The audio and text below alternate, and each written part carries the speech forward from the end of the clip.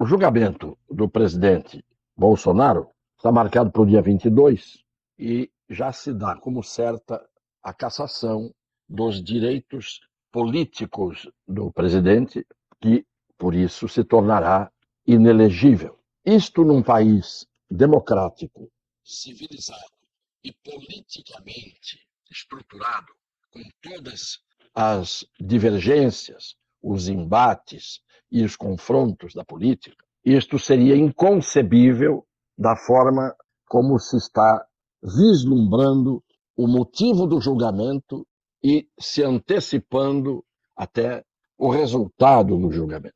Não se trata de uma adivinhação tosca, uma adivinhação incabível, principalmente porque não é preciso adivinhar, basta olhar no retrovisor e há uma imagem recente de uma cassação acontecida de mandato do ex-procurador da República, Deltan Dallagnol, que tinha sido eleito o deputado federal mais votado do Paraná e já perdeu o mandato. Então, eu vou fazer um breve comentário sobre esse problema do julgamento do dia 22.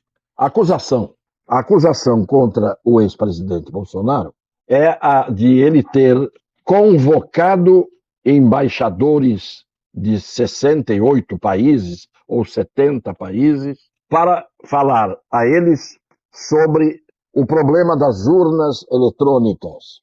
E ele teria, na altura, convocado os embaixadores. Com isso, estaria abusando do poder político, porque era presidente da República, e estaria, e futuro candidato à reeleição. Só que ele chamou os embaixadores antes do período eleitoral. E teria, além do abuso do poder político, abusado da comunicação social da presidência da República. Em primeiro lugar, quem quiser anotar para memorizar melhor, e principalmente aqueles que dizem, não dos seguidores, mas na imprensa, aqueles que vão da desonestidade, porque mentem deliberadamente, omitem fatos, até aqueles que são burros e não entendem os fatos e por isso repetem a mentira. O que eu preciso dizer desde logo, para todo mundo entender, é que o presidente, em primeiro lugar, não convocou os embaixadores. Convocar é uma coisa, convidar é outra. Ele convidou os embaixadores para irem ter esta conversa que ele queria ter com os embaixadores. Como na CPI, há pessoas que são convocadas para irem depor. Essas, se não forem, são levadas à força. As pessoas convidadas vão se quiser. Então, o presidente convidou os embaixadores. Como membro do Poder Executivo, ele pode convidar, e foi o que ele fez. Só que isso aconteceu em junho de 2022. Mas em maio, portanto, antes, o senhor Fachin convidou os mesmos embaixadores para ter uma conversa a respeito do sistema eleitoral e das urnas utilizadas no Brasil.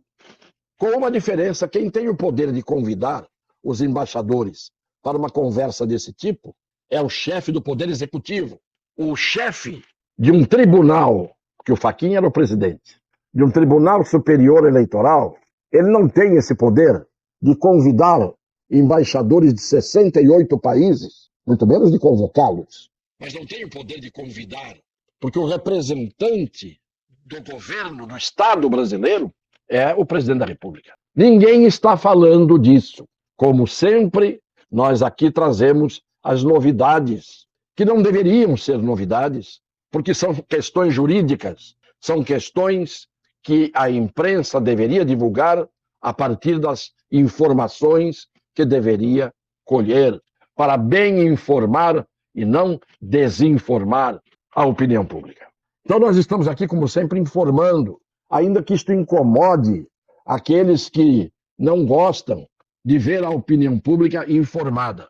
Bom, o que aconteceu? Os embaixadores foram convidados e o presidente fez com que se transmitisse pela empresa de comunicação brasileira, pela TV, sediada em Brasília, que transmite, como tem a TV Senado, tem a TV Câmara, tem a empresa de comunicação brasileira.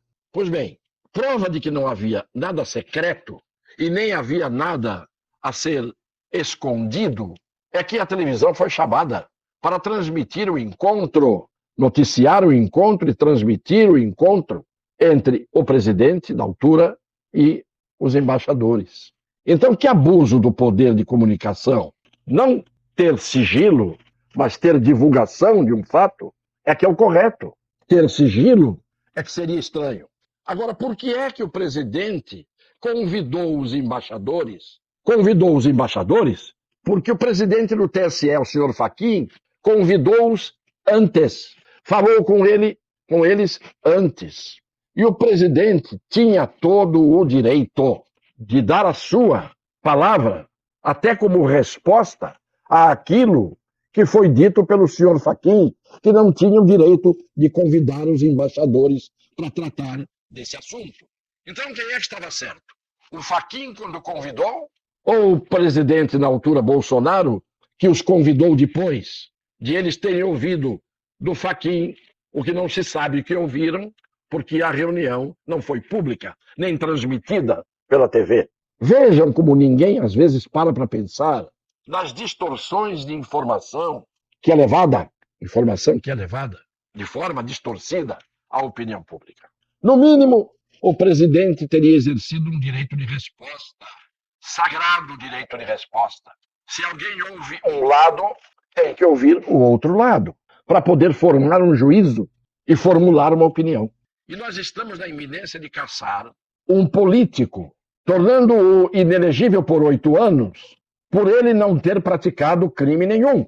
Primeiro, nem crime de abuso político, nem crime de abuso de comunicação, porque estes crimes nem previstos em lei estão.